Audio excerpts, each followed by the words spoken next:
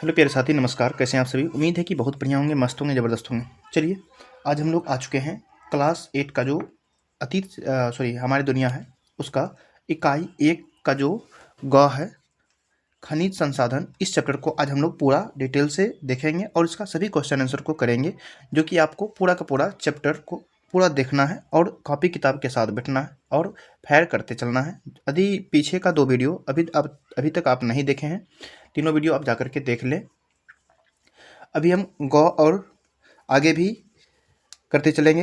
इसी तरह से आप हमारे चैनल को सब्सक्राइब कर लें, वीडियो को लाइक कर दें और कमेंट जरूर करेंगे कि ये वीडियो आपको कैसा लगा। चलिए शुरुआत करते हैं। तो इकाई 1 का जो गौ है, खनिज संसाधन, इसका सबसे पहला है खनिज संसाधन। खनिज क्या होता है? खनिज मतलब क्या होता है? तो खनिज किसका बना होता है? तो कहेंगे खनिज जो है, खनिजों के मिलने से चट्टानों का निर्माण होता है, तो चट्टानों के भूपटल का निर्माण होता है। तो खनिज मतलब बहुत प्रकार की चीज़ को खनिज कहते हैं। जैसे पृथ्वी के अंदर पाए जाते हैं, कुछ धात्विक चीज़ पाई जाती है, कुछ अधात्विक चीज़ पाई जाती है। जैसे हो गया मैग्नीशियम हो गया, टंगस्टन हो गया, टीन हो गया, कॉपर हो गया, अभ्रक हो गया, जिप्सम हो गया, कोयला हो गया, ग्रेफाइट हो गया। ये सभी क्या है? खनिज है। तो खनिज को 2 भागों में बांटा है।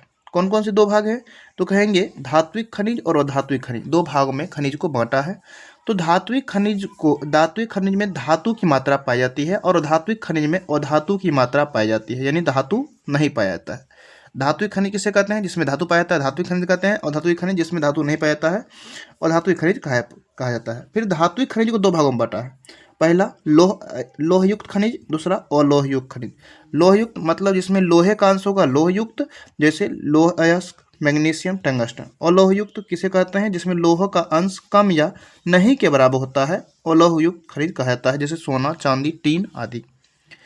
और धात्विक खनिज में धातु नहीं पाया जाता है, जो कि पहले ही बता दिया हम आपको, जैसे चूना पत्थर, अभ्रक, जिप्सम। ये सभी क्या है? अधात्विक खनिज हैं। अब है अधात्विक खनिज को भी, ये खनिज भी 2 प्रकार के होते हैं। कौन कौन होता है? कार्बनिक खनिज और अकार्बनिक खनिज। अब कार्बनिक खनिज क्या होगा? जिसमें जीवाश्म अथवा कार्बन की मात्रा होगी, वो कार्बनिक खनिज होगी। और जिसमें जीवाश्म नहीं होंगे, यानी कार्बन की मात्रा नहीं होंगे, अकार्बनिक खनिज, जैसे अभ्रक, ग्रेफाइट आदि। ठीक है। अब अगला हम लोग देखते हैं कि ग्रेफाइट का उपयोग किसमें किया जाता है। तो ग्रेफाइट का उपयोग जो है वो पेंसिल में होता है, और ये याद रखेंगे। अब बाद में है, ग्रेफाइट क्या है? विद्युत का सुचालक कहा जाता है। क्या होता है? विद्युत का सुचालक होता है। विद्युत का सुचालक होता है। ठीक है। लेकिन ये अधातु होता है। एक ऐसा अधातु है जो विद्युत का सुचालक होता है। वो कौन सा है? तो कहेंगे वह ग्रेफाइट है। अब लौह अयस्क कहते हैं। लौह अयस्क क्या होता है? तो लौह अयस्क यानी कि लोहा आधुनिक समाज, सभ्यता एवं उद्योगों की जननी होती है। लोहा को आधुनिक सभ्यता एवं उद्योगों की जननी कहा जाता है। परंतु लोहा खदानों से शुद्ध रूप में नहीं निकलता है, यह अयस्क के रूप में निकलता है। तो उसे फिर से क्या किया जाता है कि किसी न किसी प्रक्रिया के द्वारा उसे लोहे को अच्छी तरह से उसे अलग अलग भागों में बांटा जाता है। जिसमें अत्यधिक लोहे होती है, उसे अलग अलग भागों में बांटते हैं। तो लोहा का भी 4 भाग होते हैं, जैसे हेमाटाइट, मैग्नेटाइट, लिग्नाइट और सिरेराइट। ये चार भाग होते हैं जो लोह अयस्क के होते हैं।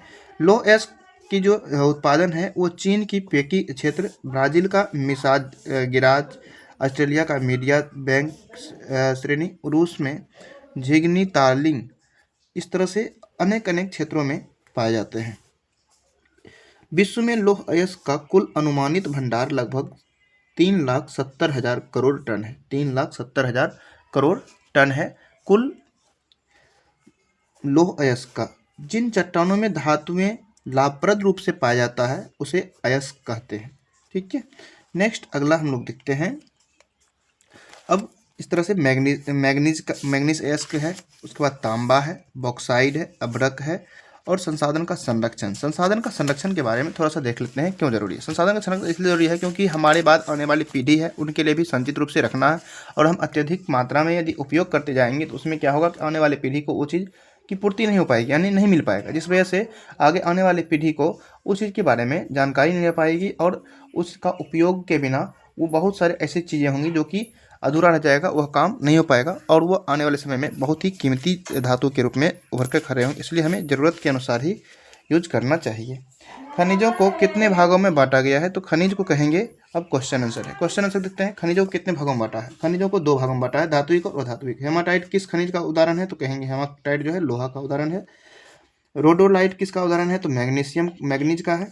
एल्युमिनियम किस धातु से प्राप्त होता है? तो बॉक्साइट से प्राप्त होता है। बायोटाइट किस खनिज का प्रकार है? तो अभ्रक का।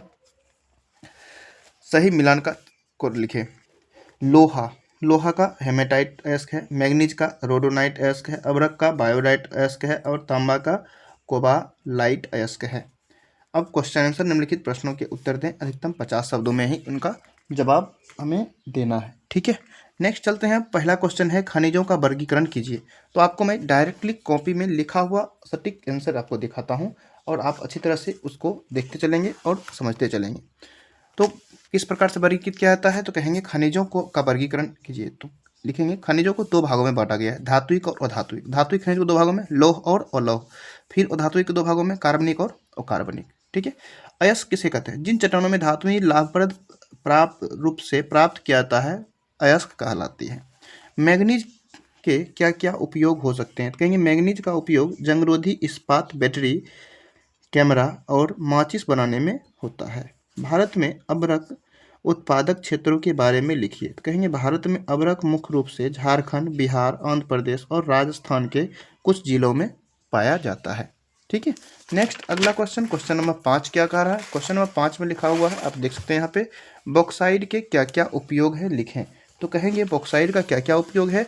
तो कहेंगे बॉक्साइड का जो उपयोग है, बॉक्साइड से एल्युमिनियम धातु निकाली जाती है। एल्युमिनियम का उपयोग बर्तन, विद्युत उपकरण, सीमेंट उद्योग और विमान निर्माण में किया जाता है। क्यों? क्योंकि ये हल्की धातु होती है, जिस वजह से विमान निर्माण में आसानी होता है और विमान निर्माण में इसका उपयोग किया जाता है। उम्मीद है कि आपको वीडियो बहुत ही अच्छी लगी होगी। आप एक बार चैनल को सब्सक्राइब कर लेंगे और लगातार वीडियो आपके लिए जाती रहेगी।